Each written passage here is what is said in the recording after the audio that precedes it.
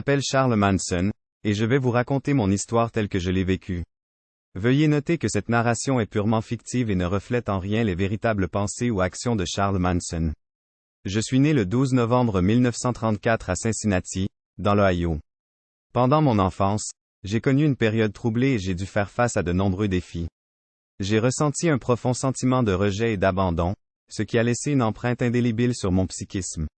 En entrant dans l'âge adulte, j'ai cherché ma place dans le monde.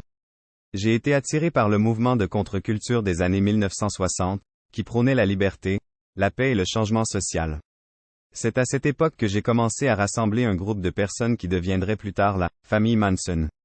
Au sein de cette communauté, je cherchais à créer une société utopique, motivée par une vision alternative du monde. J'ai partagé avec mes disciples une philosophie excentrique et un mélange de croyances ésotériques. J'ai cherché à me présenter comme un guide spirituel, convaincu de détenir une connaissance supérieure et une compréhension spéciale de la nature humaine.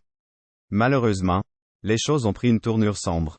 En 1969, certains membres de ma famille ont commis une série d'actes de violence impensables, dont les meurtres brutaux de plusieurs personnes, dont l'actrice Sharon Tate.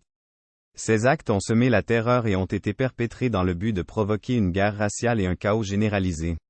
Après ces crimes horribles, j'ai été arrêté et jugé. Au cours de mon procès, j'ai adopté un comportement erratique et perturbateur, cherchant à manipuler les médias et les procédures judiciaires pour propager davantage mon idéologie dérangée. J'ai été reconnu coupable de meurtre et de complot en vue de commettre des meurtres. Ma vie a été marquée par la controverse et le mépris.